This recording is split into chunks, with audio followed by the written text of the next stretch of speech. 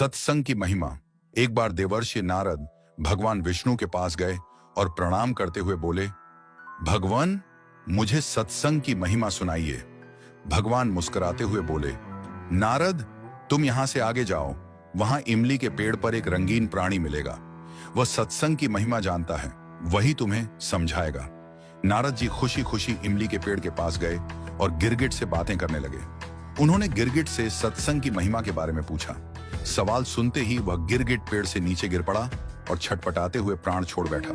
नारद जी आश्चर्यचकित होकर लौट आए और भगवान को सारा वृत्तांत सुनाया।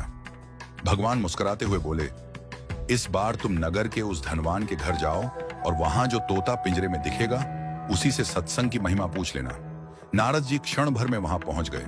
उन्होंने तोते से सत्संग का महत्व पूछा। थोड़ी देर बाद ही तोते की आंखें बंद हो गईं और उसके भी प्राण पखेरु उड़ गए। इस बार तो नारद जी भी घबरा गए और दौड़कर भगवान के पास पहुंचे। नारद जी ने कहा, भगवान, यह क्या लीला है? क्या सत्संग का नाम सुनकर मरना ही सत्संग की महिमा है? भगवान हंसते हुए बोले, यह बात भी तुम्हें जल्द ही समझ आ जाएगी। इस बार तुम नगर के राजा के महल में जाओ और उसके नवजात पुत्र से अपना प्रश्न पूछो। नारद जी थर थर कांपने लगे और बोले, अभी तक तो पक्षी ही अपने प्राण छोड़ रहे थे। इस बार यदि वह नवजात राजपुत्र मर गया तो राजा मुझे जीवित नहीं छोड़ेगा। भगवान ने नारद जी को अभयदान दिया। नारद जी ने हिम्मत जुटाई और राजमहल में आए। वहां उनका बड़ा सत्कार किया गया। अब तक राजा को कोई संतान नहीं थी, अतः पुत्र के जन्म पर बड़े आनंदोल्लास से उत्सव मनाया जा रहा था।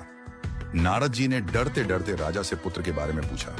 उन्हें राजपुत्र के पास ले जाया गया। पसीने से तरबतर, मन ही मन श्री हरि का नाम लेते हुए नारद जी ने राजपुत्र से सत्संग की महिमा का प्रश्न किया। नवजात शिशु हंस पड़ा और बोला, महाराज, चंदन को अपनी सुगंध और अमृत को अपने माधुर्य का पता नहीं होता। ऐसे ही आप अपनी महिमा नहीं जानते, इसलिए मुझसे पूछ रहे हैं। वास्तव में आपके क्षण भर के संग से ही मैं गिरगिट की योनि से मुक्त हो गया।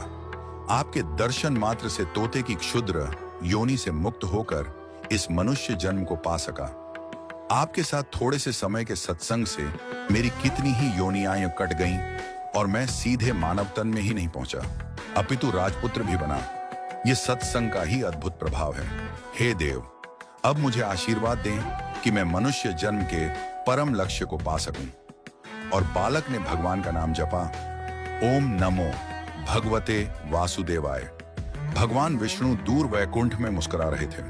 उनकी मुस्कान में यह संदेश छिपा था, जितना समय तुम भगवान और भक्तों की संगति में बिताओगे, उतना ही जल्दी तुम्हारे भीतर का अंधकार मिटेगा। सत्संग